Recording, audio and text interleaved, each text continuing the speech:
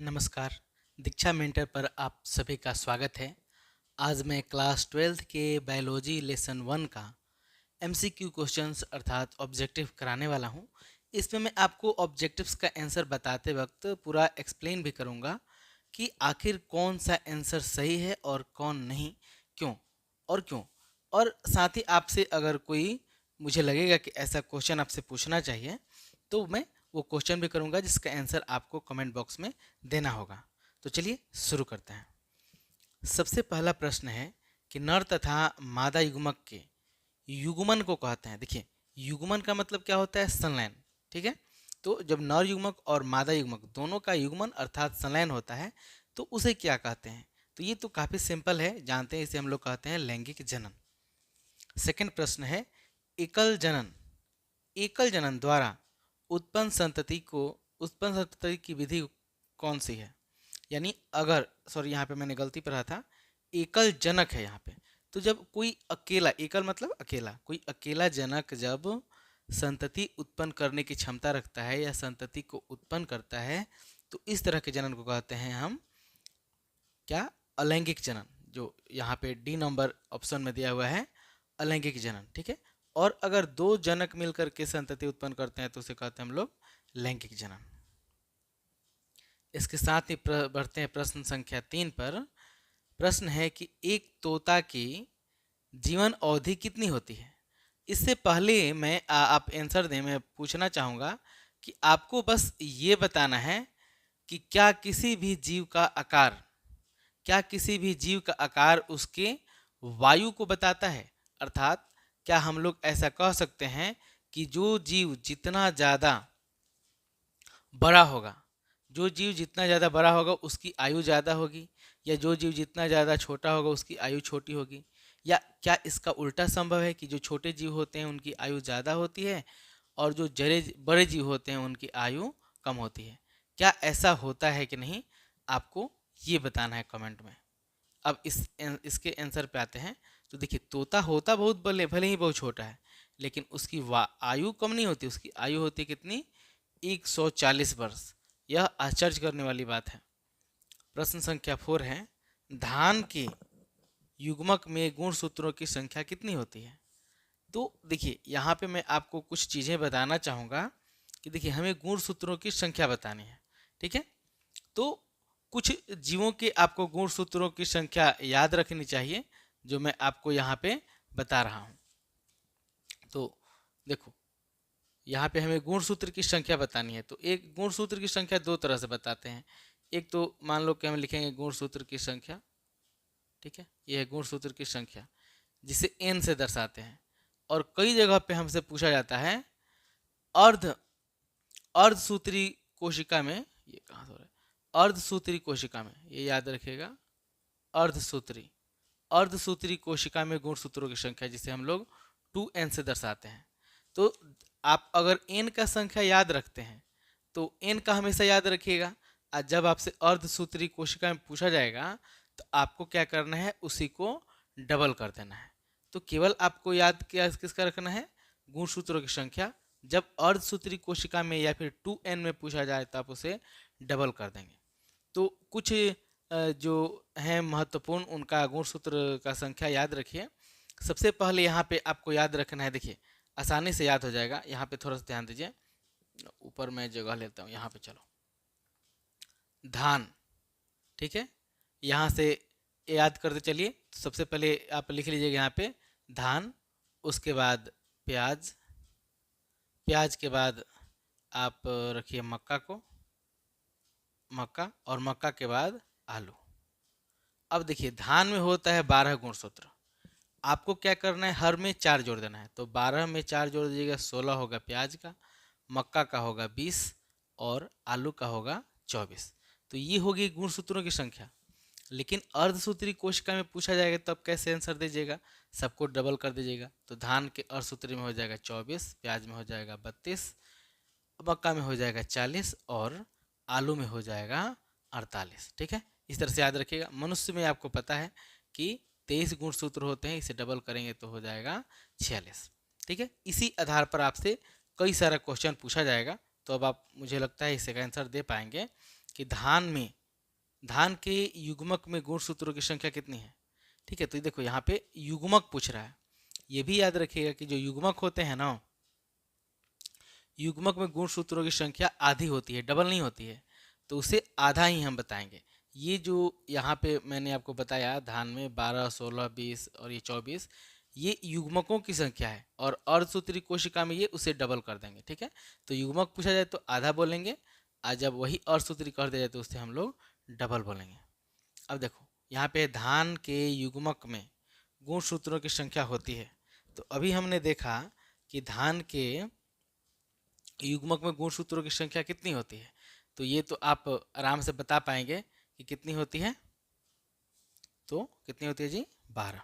ठीक है, इसी के साथ बढ़ते हैं अगला प्रश्न पे। मक्का के युग्मक में, फिर यहाँ पे मक्का के युग्मक में पूछ रहा है, तो इसका कमेंट में आप लोग बताइएगा, मैंने अभी ऊपर बताया है। फिर अगला प्रश्न है मनुष्य के युग्मक में गुणसूत्रों की संख्या। फिर देखो यहाँ पे युग्मक में पूछ रहा है तो आधा बताएंगे, तो मनुष्य के युग्मक में होगा कितना? 23 गुणसूत्र। अगला है इसमें कौन अंडप्रजक प्राणी है। अंडप्रजक का मतलब है कि आखिर इसमें कौन सा प्राणी है जो अंडे देता है। ठीक है, ऑप्शन है सांप, मगरमच्छ और मुर्गी। तो इसका सही आंसर क्या होगा? और डी ऑप्शन है इनमें से सभी। तो आपने गेस कर लिया होगा कि इसका सही आंसर है डी, यानी इनमें से सभी। अगला प्रश्न है इनमें कौन द्विगुणित होता है। तो देखो द्विगुणित बताना है, द्विगुणित। ठीक है, यानी जिसमें डबल गुणसूत्र होते हो। तो देखो ये पराग है, यानी पराग कौन, कोई यहाँ पे पराग लिखा है तो ये अगुणित होता है। नर युग्मक, युग्मक कोई भी अगुणित ही होता है।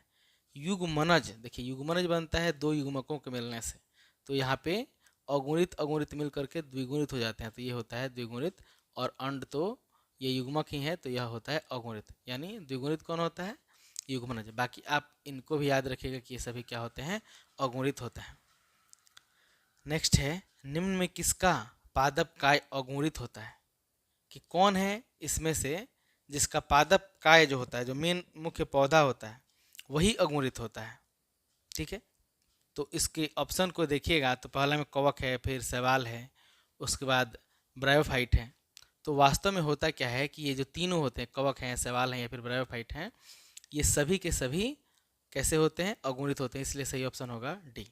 द्विलिंगी प्राणियों के उदाहरण हैं, तो देखो ये सब द्विलिंगी है, टेप वर्म है या फिर जोंक है, स्पंज है, सभी द्विलिंगी हैं।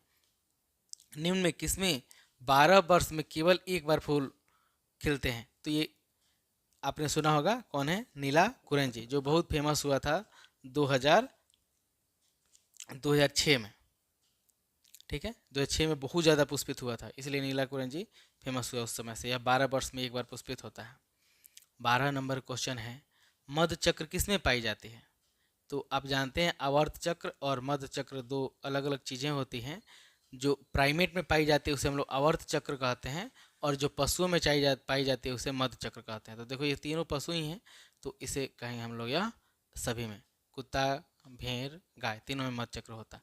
ऋतुस्राव चक्र किसमें होता है? तो देखो ऋतुस्राव चक्र बंदर, चिंपैंजी और मनुष्य तीनों में होता है, तो ये भी हो जाएगा ये सभी। निम्न में से किसमें केवल एक बार अपने जीवन काल में फूल खिलता है?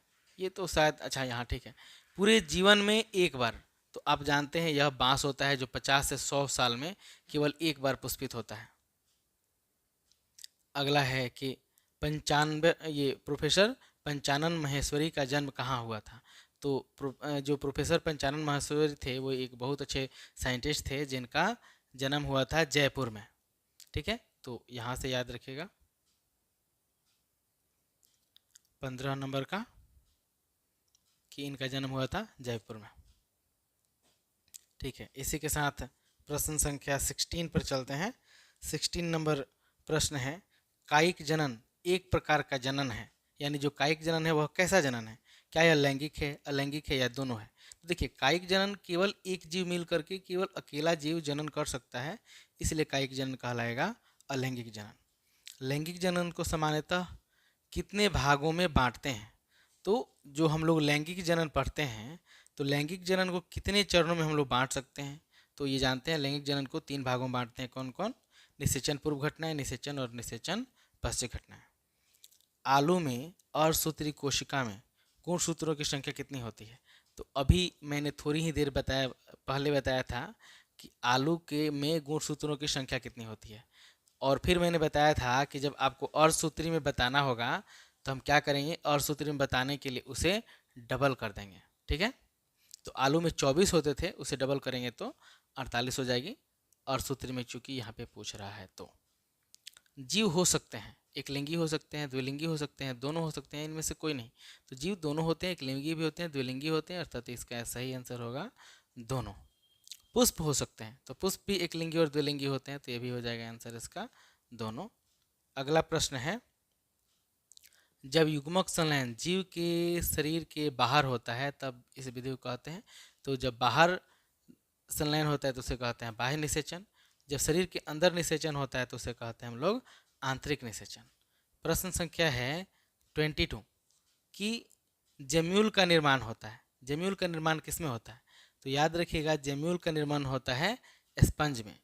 ठीक है, और मुकुल का निर्माण होता है हाइड्रा में भी होता है, ईस्ट में भी होता है। आपको बताना है पेनिसिलियम में जनन कैसे होता है। ठीक है, इसके साथ ही प्रश्न संख्या 23 पे बढ़ते हैं। द्विखंडन पाया जाता है, यानी द्विखंडन किस में होता है? क्या यह पैरामीशियम में होता है, जलकुंभी में होता है, या अमीबा में होता है, या अमीबा तथा पैरामीशियम दोनों में होता है? तो यहाँ पे थोड़ा सा ट्रिकी क्वेश्चन है, क्योंकि आपके पास खाली अमीबा रहता तो आराम से अमीबा को आंसर टिक करके आगे बढ़ सकते थे, लेकिन यहाँ पे देखिए अमीबा और पैरामीशियम, तो पैरामीशियम में भी होता है द्विखंडन, इसलिए सही आंसर हो जाएगा डी कि अमीबा तथा पैरामीशियम दोनों में होता है। प्रश्न संख्या 24 है कि प्रोटिस्टा तथा मोनेरा किस प्रकार का जनन होता है? प्रोटिस्टा और मोनेरा में किस प्रकार से जनन होता है ये बताना है। तो आप जानते हैं प्रोटिस्टा और मोनेरा दोनों ही बहुत ही अल्प विकसित जीव हैं। ठीक है, और इन अल्प विकसित जीवों में कैसे जनन होता है? तो इनमें होता है कोशिका विभाजन की सहायता से जनन होता है। बंगाल का आतंक किसे कहते हैं? तो आप जानते हैं इसे कहते हैं हम लोग जलकुंभी को। तो जलकुंभी तो आंसर में नहीं है, लेकिन जलकुंभी को हम लोग कहते हैं वाटर हाइसिंथ। तो यह वाटर हाइसिंथ है। इसे इसके खूबसूरत फूल के कारण भारत में लाया गया था, लेकिन अब ये क्या हो गया है, जल में फैल करके पूरा ऑक्सीजन अवशोषित कर लेता है और मछलियां मरने लगती है, इसलिए अब यह फायदेमंद नहीं रह गया है, इसके नुकसान ही ज़्यादा हैं। अब है 26 नंबर, कायिक प्रवर्धन में पादपों को उत्पत्ति स्थल निम्न में से कौन सा है? यानी जो कायिक प्रवर्धन होता है उसमें जो पादप उत्पन्न होते हैं वो आखिर कहाँ से उत्पन्न होते हैं?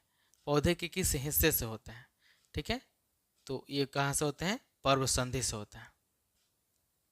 27 है, निम्न में से एक लिंगी प्राणी कौन है? अब यहाँ पे ध्यान दीजिए, एक लिंगी पूछ रहा है। तो अभी हम लोगों ने थोड़ा देर पहले देखा था कि जोंक, टेपवर्म और केंचुआ ये सब द्विलिंगी हैं, तो बाकी बच गया कौन? तेलचट्टा।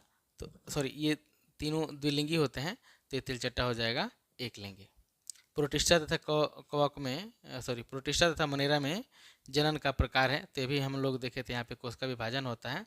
अमीबा में जनन विधि निम्न में से कौन है? तो ऊपर ही मैंने आपको बताया था कि इसमें कैसे होता है, द्विखंडन द्वारा होता है।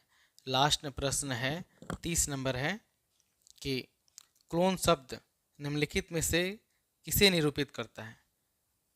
ऑप्शन देखते हैं, संतति जनक के समान हो, दूसरा संतति अनुवांशिक रूप से एक समान हो, संतति आकार की दृष्टि से एक समान हो, या उपयुक्त सभी।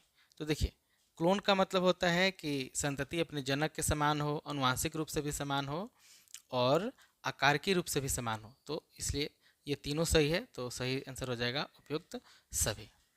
अगर आपको यह वीडियो अच्छा लगा है तो लाइक कीजिए, खराब लगा है तो डिसलाइक कीजिए, शेयर कीजिए अपने दोस्तों के साथ और बने रहिए इस चैनल के साथ, क्योंकि इसी तरह के वीडियो आपको मिलते रहेंगे। बाय।